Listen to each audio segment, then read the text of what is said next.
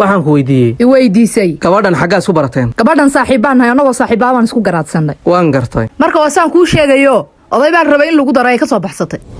idhageyso marka